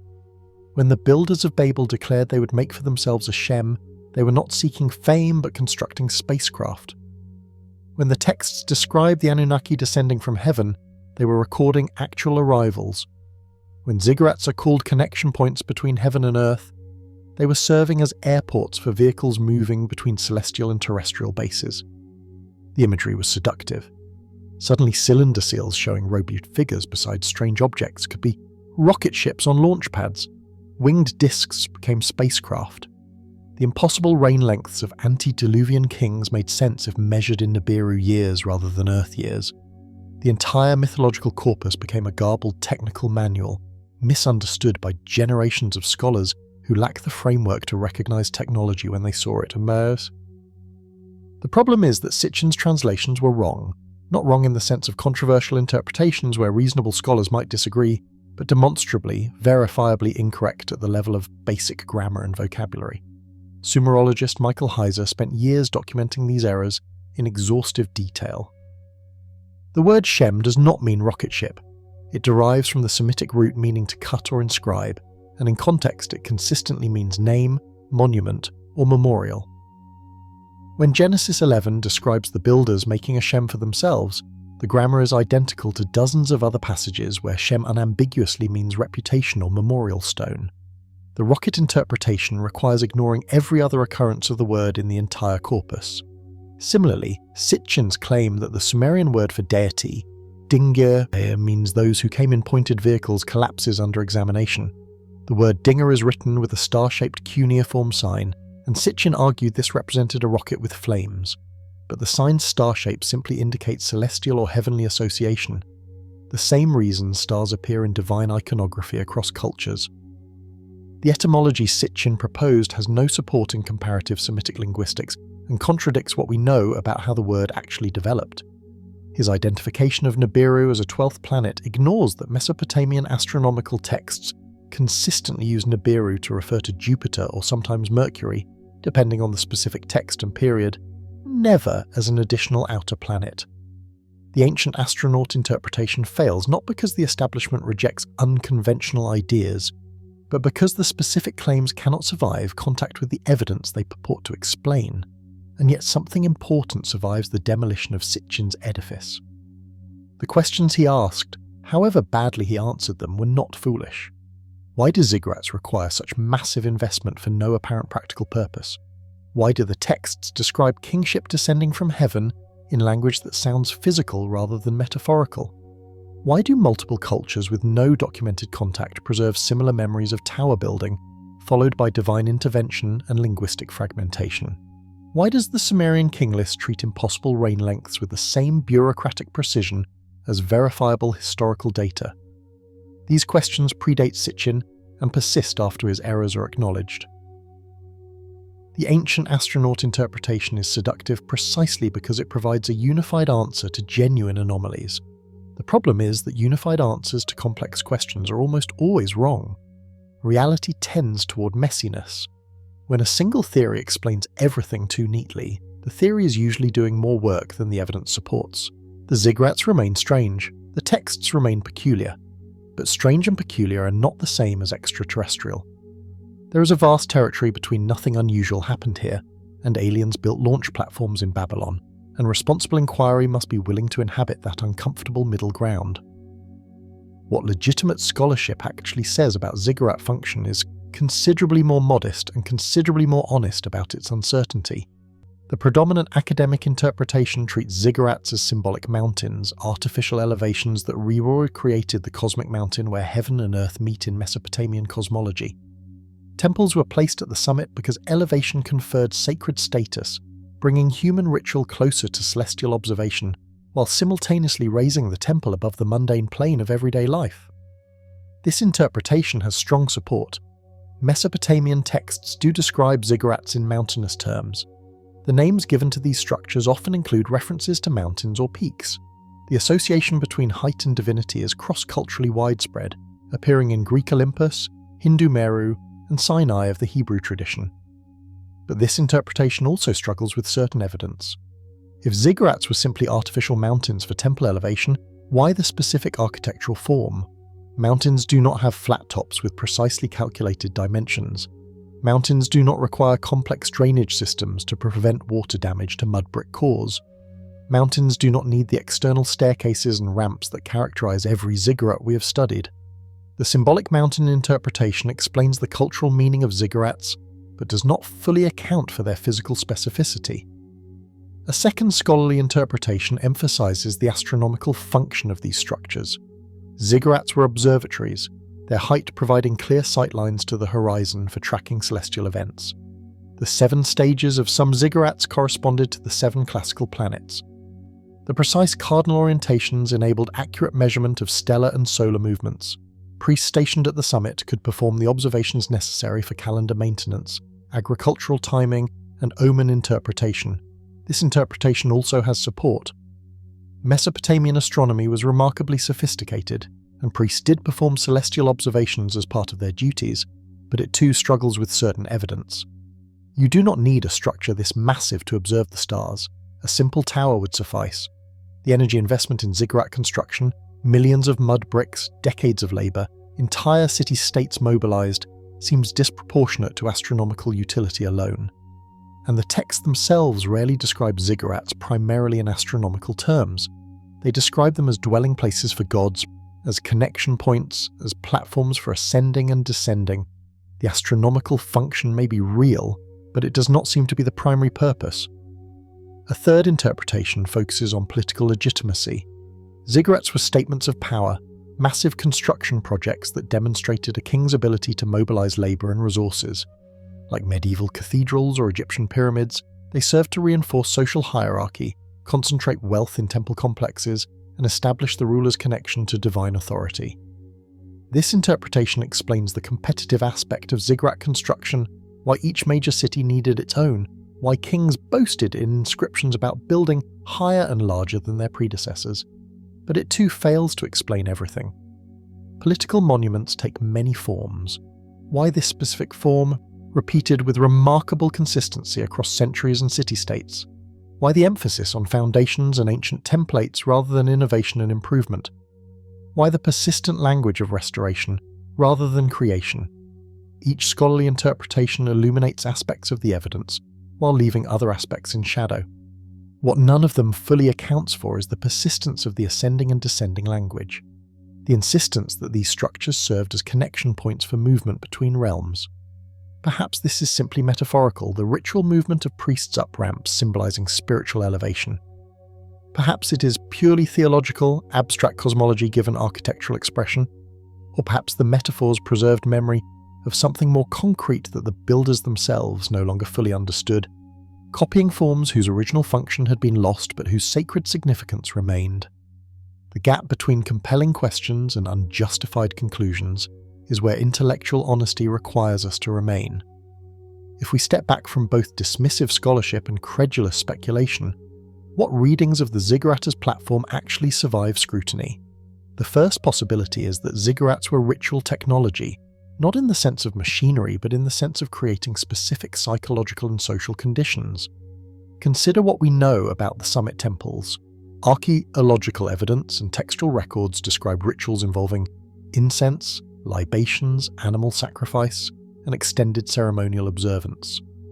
Personnel records from major temples list categories of priests and priestesses with specialized functions, including those who entered trance states, those who interpreted dreams, those who delivered oracles, The darkness of enclosed summit chambers, the elevation above the everyday world, the hours of preparatory ritual, all of this would create conditions favourable to altered states of consciousness. Modern research on religious experience documents how sensory deprivation, rhythmic stomach sound, specific postures, and expectation combine to produce experiences interpreted as divine contact. The ziggurat in this reading was technology for reliably producing experiences of the sacred. The platform was not a launchpad for physical vehicles, but a staging area for consciousness, a place where the boundaries between human and divine perception could be temporarily dissolved. Priests who ascended the ziggurat reported contact with the gods because the ziggurat was designed to produce exactly such contact through entirely naturalistic psychological mechanisms that were nonetheless experienced as genuinely supernatural. This interpretation explains the ritual emphasis, the personnel records, the language of ascending to meet the divine. It accounts for why the structures were sacred without requiring any literal descent of physical beings. But it struggles with certain textual details. The Sumerian king list does not describe kings entering trance states. It describes kingship descending from heaven before any human claimed it. The Atrahasis epic does not describe visionary experience. It describes the Anunnaki as characters with physical presence, making decisions, experiencing irritation at noise, eating, breathing, governing. If all divine references were symbolic of internal psychological states, why the consistent external framing? Why the bureaucratic precision? Why the treatment of impossible events as administrative records, rather than visionary poetry? The second possibility is that ziggurats preserved architectural memory of something from a pre-flood civilization. We know, because the archaeological record demonstrates it, that post-flood cities in Mesopotamia were rebuilt on earlier foundations. We know that texts were copied from sources described as ancient even by the scribes who preserved them. We know that the Sumerians themselves claimed to be receiving, not inventing, their knowledge. If an earlier civilization, destroyed or disrupted by catastrophic flooding around 2900 BC, possessed technologies we cannot now identify, those technologies might be remembered in distorted form. The builders of later ziggurats might have been reconstructing structures whose original function they no longer understood, following templates that had become sacred precisely because they were ancient, performing rituals that mimicked operations they could no longer actually perform. In this reading, the Launchpad interpretation is not entirely wrong, only anachronistically framed.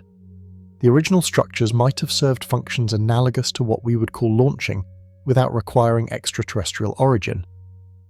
Lost technologies from a sophisticated human civilization, whether involving energy projection, communication systems, or physical transportation we cannot now reconstruct, might account for the persistent memory of ascending and descending, for the insistence that something once moved along the connection between heaven and earth. This interpretation is more speculative than the first because it requires positing technologies for which we have no direct evidence. But it is not incoherent. We know civilizations can lose technologies. The Roman concrete that created the Pantheon's dome was not matched for over 1,000 years. Greek fire, the Byzantine incendiary weapon, remains partially mysterious despite historical documentation. If the flood destroyed whatever civilization preceded Sumer, and if that civilization possessed technologies the survivors could not replicate, those technologies might persist only as sacred memory, rebuilt in form but not in function. The third possibility is that ziggurats were administrative infrastructure for a coordination system we do not fully understand. Consider the challenge facing early Mesopotamian city-states. Multiple urban centres, separated by distances requiring days of travel, needed to coordinate agricultural schedules, water allocation, military responses, and religious observances. Before electronic communication, before reliable writing systems were widespread, how would such coordination occur? Ziggurats might have served as communication hubs. Their height provided visibility across the flat Mesopotamian plain. Signal fires could transmit simple messages over great distances. The astronomical observations performed at the summits could synchronize calendars across the region, ensuring that festivals, plantings, and harvests occurred at coordinated times. The language of descending might refer not to physical beings but to information, to messages, to instructions that arrived from central authorities and were transmitted outward through a network of elevated platforms. In this reading, the confusion of languages at Babel becomes especially significant. If the Tower project represented an attempt to rebuild centralized communication infrastructure, and if that attempt was terminated by the withdrawal of whatever authority had previously maintained the system, the result would be exactly what the texts describe.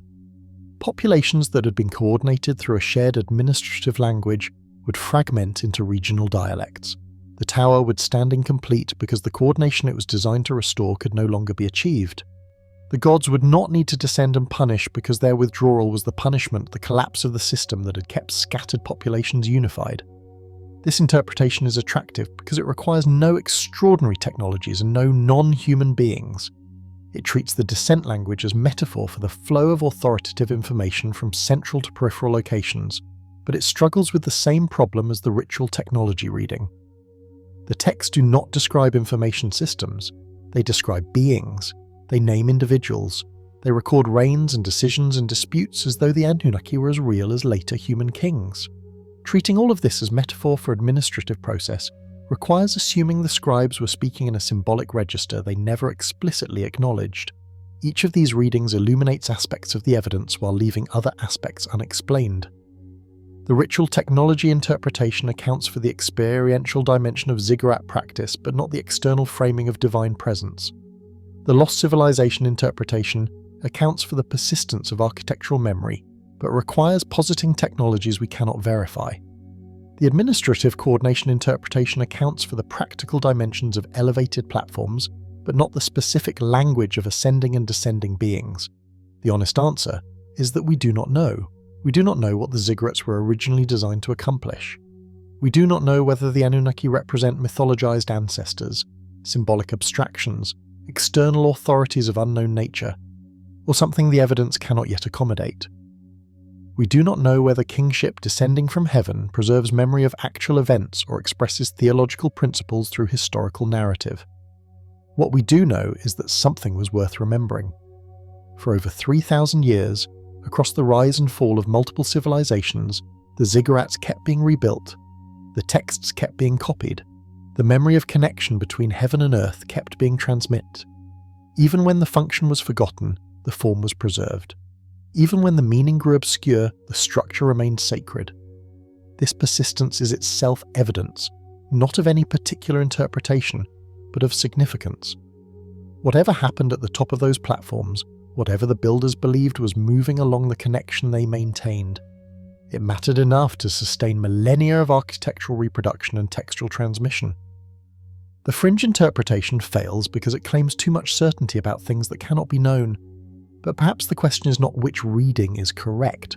Perhaps the question is what all readings have in common, the sense that these structures were functional, not merely symbolic, that they were built to do something, to accomplish some purpose that we can no longer fully reconstruct.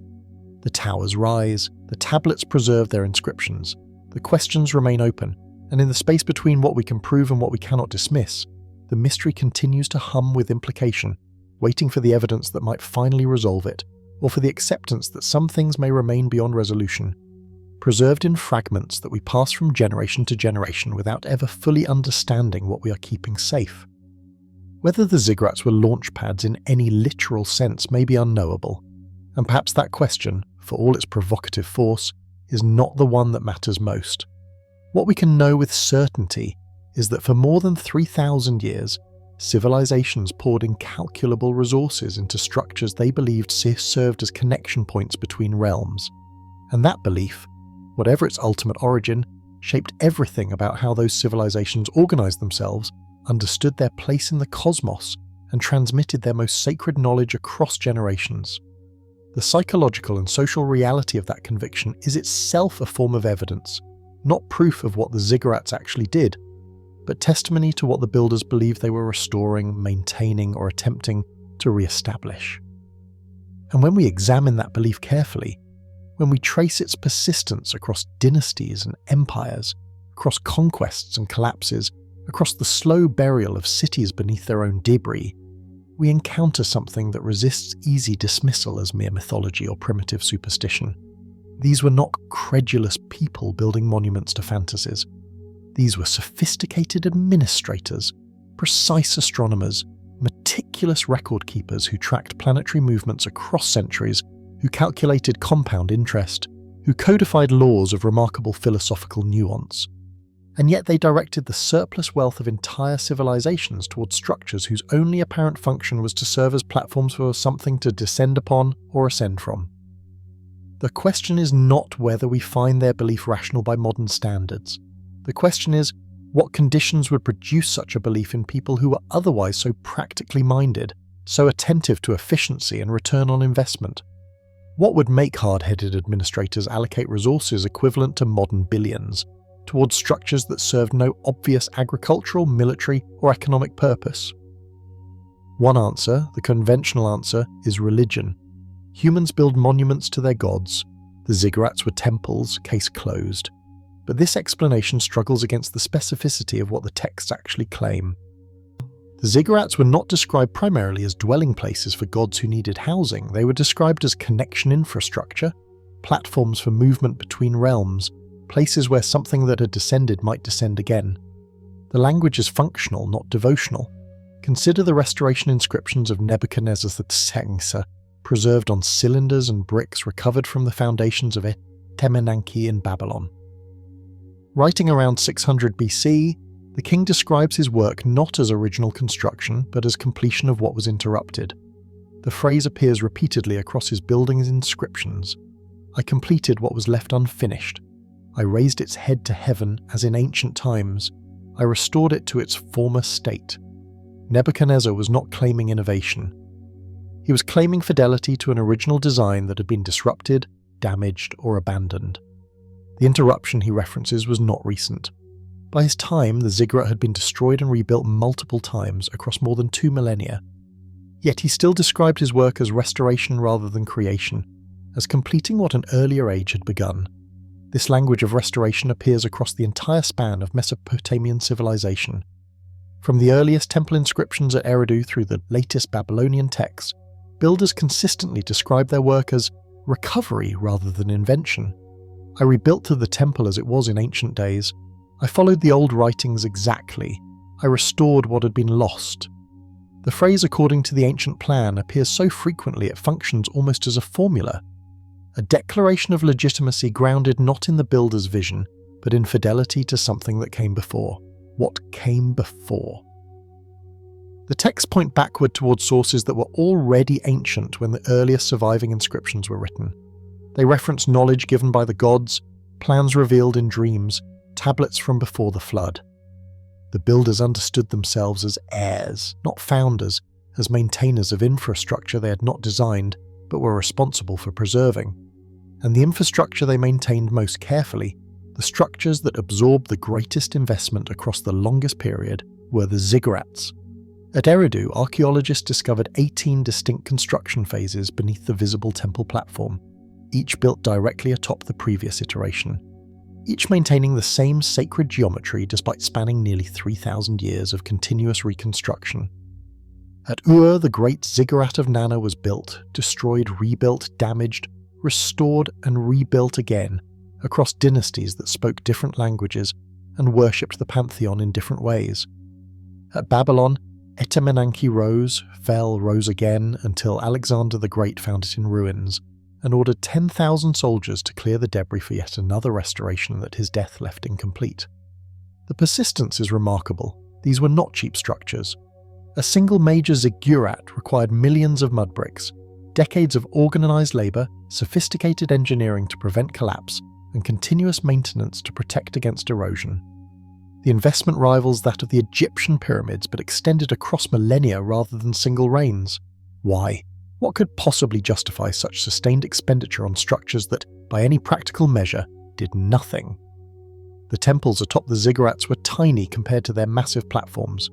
No treasure was stored there, no armies were housed, no grain was kept. The ziggurats were pure elevation, platforms raising small structures high above the surrounding plain for no apparent purpose other than height itself, unless the height served a function we no longer recognize, unless the platforms were designed to interface with something that required elevation, unless the entire enterprise was, as the texts suggest, an attempt to maintain or restore a connection that had once existed, but had been severed. The temple records that survive describe rituals performed on ziggurat platforms that are surprisingly consistent across time and geography. Priests ascended the structures at specific astronomical moments, performed invocations using archaic languages that even they did not fully understand, and waited. The texts describe these rituals as calling down the presence of the deity, inviting divine attention, establishing communication. The language used is not that of worship in the sense of praise or supplication. It is the language of signalling, of attracting attention, of establishing contact.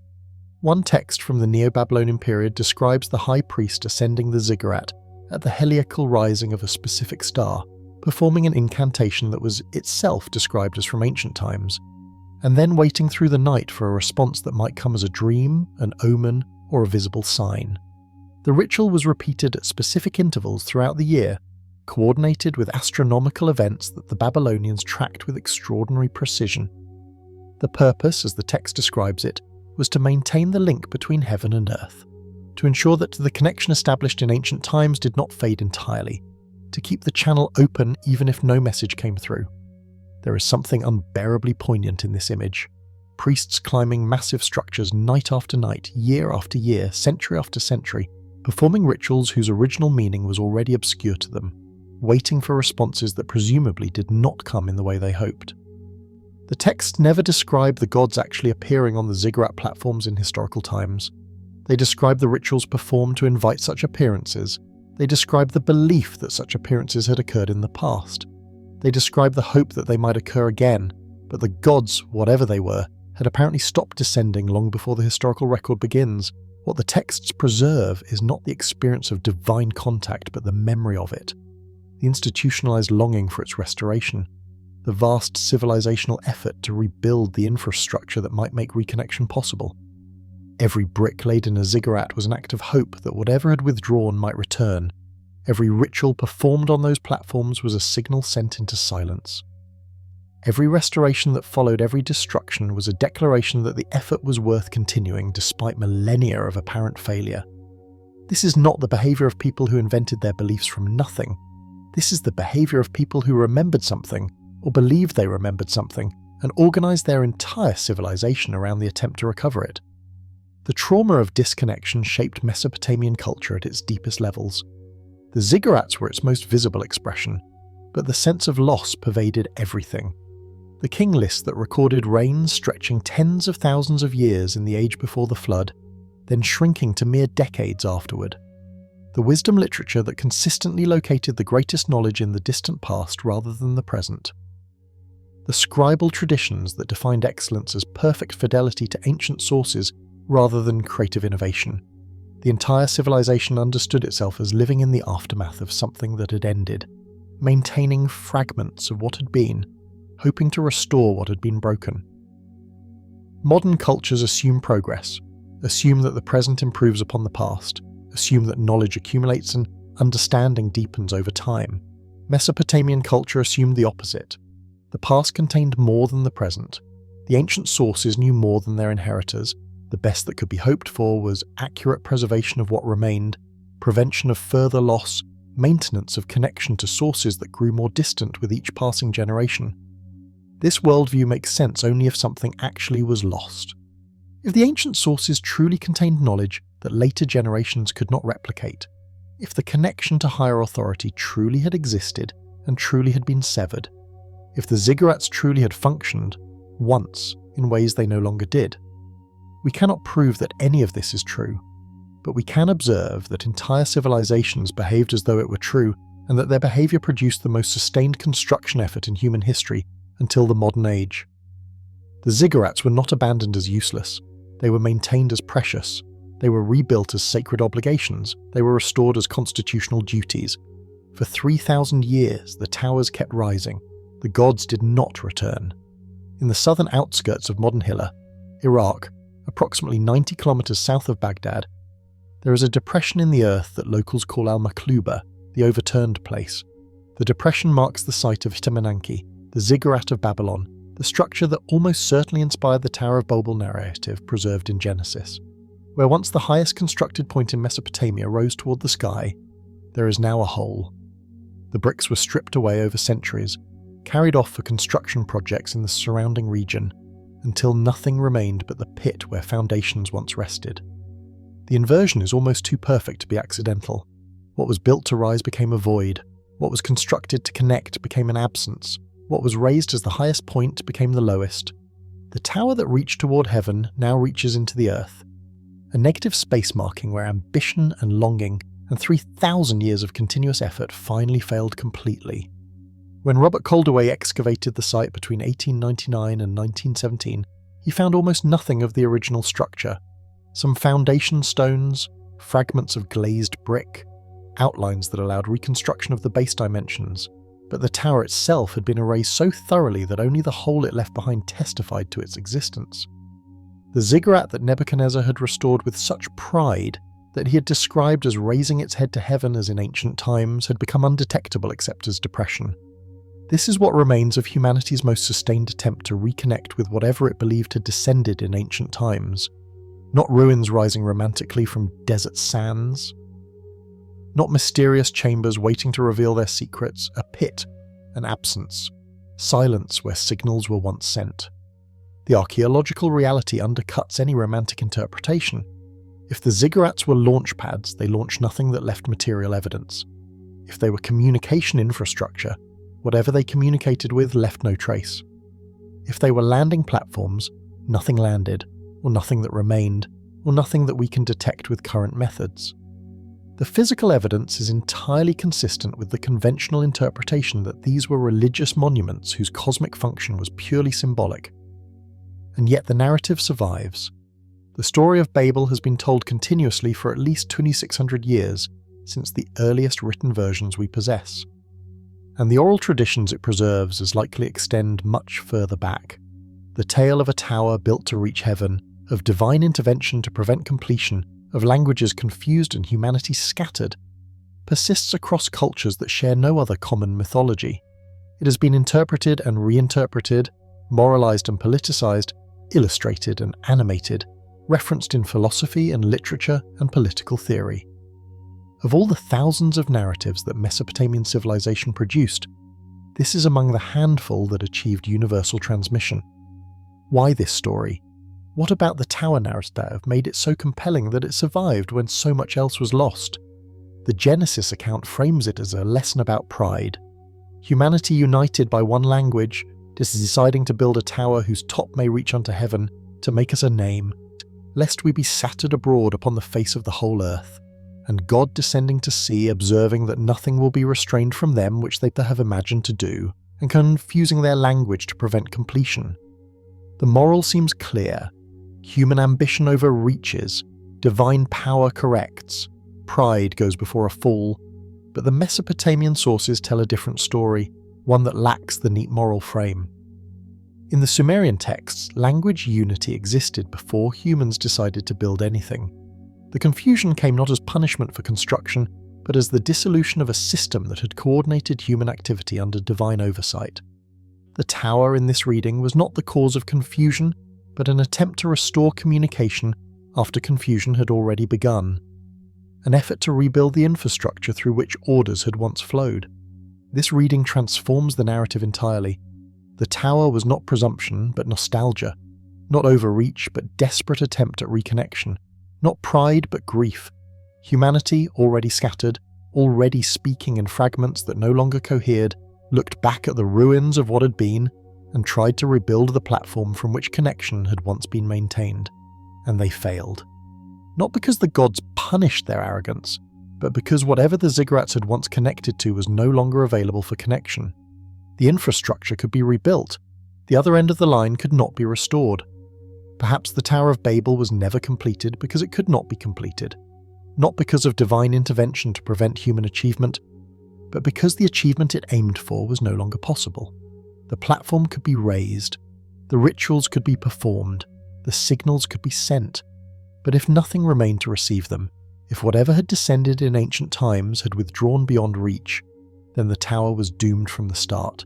The construction was not abandoned due to confusion, it was abandoned because it was working exactly as designed, and what it was designed to connect to was not there. This reading is speculative. It cannot be proven from the evidence, but it fits the emotional texture of the Mesopotamian sources in ways the moralistic reading does not. It explains why the ziggurats were maintained for millennia despite never achieving their apparent purpose. It explains why the rituals continued even when no response came. It explains the profound sadness that pervades Mesopotamian wisdom literature, the consistent sense that the present is diminished compared to the past, that something essential has been lost that cannot be recovered.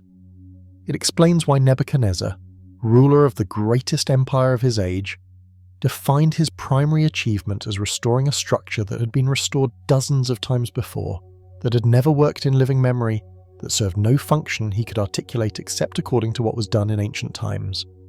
He was not building a monument to his glory. He was performing an act of memory. He was maintaining infrastructure in case it might someday be needed again. He was refusing to let the connection point disappear entirely, even if what it connected to had vanished beyond hope of return.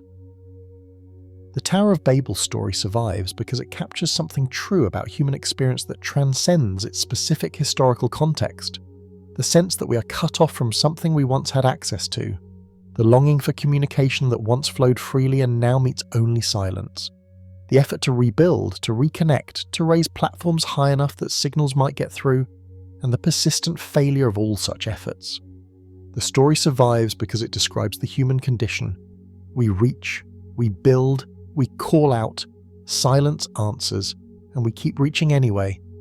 The same stars that Mesopotamian astronomers tracked with such precision still wheel overhead in their ancient patterns.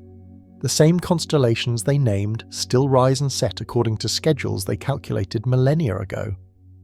The same planets still trace their paths against the fixed stars in the same retrograde loops that generated such volumes of emenological interpretation. The astronomical infrastructure has not changed. The signalling system, if that is what it was, remains apparently functional. But if anyone is listening, if anything is receiving, if the other end of the line still exists in any form, the ziggurats that once served as transmission platforms have fallen silent. Their bricks have been scattered for construction projects across the Iraqi countryside. Their foundations have become pits. Their priests have been dead for 2,000 years. The rituals have not been performed since the last temples closed. The languages in which the incantations were spoken have been extinct so long that modern scholars can only approximate their pronunciation.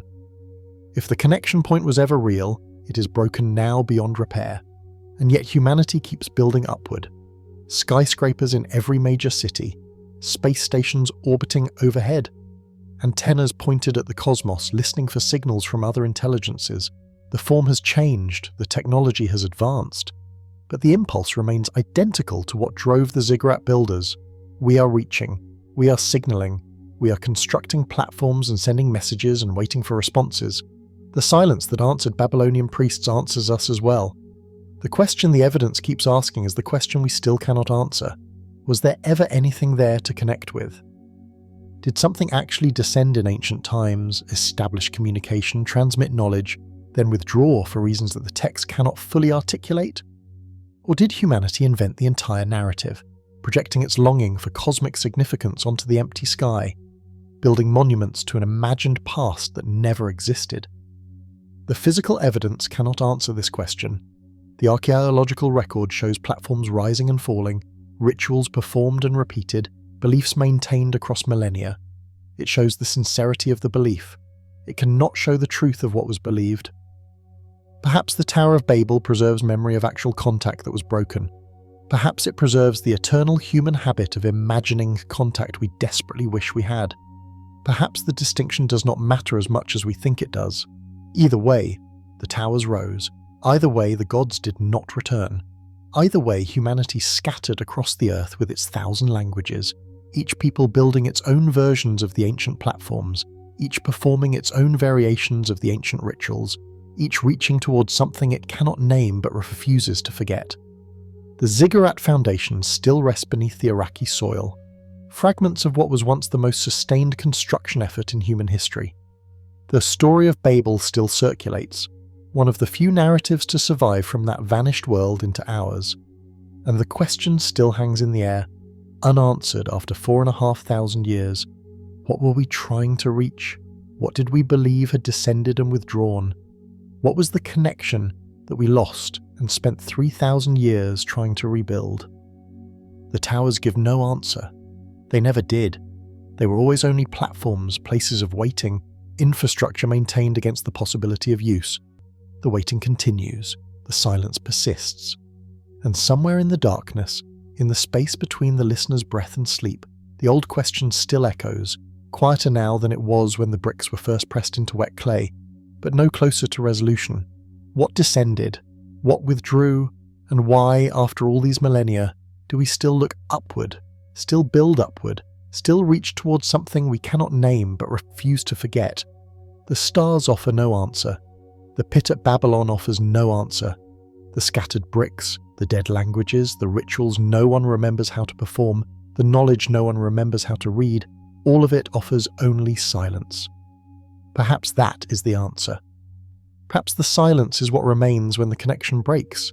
Perhaps the Tower of Babel was always about the sense, about the space between the signal and the response that never comes, about the longing that builds monuments and maintains them for millennia, and finally lets them crumble into pits when the effort becomes too much to sustain.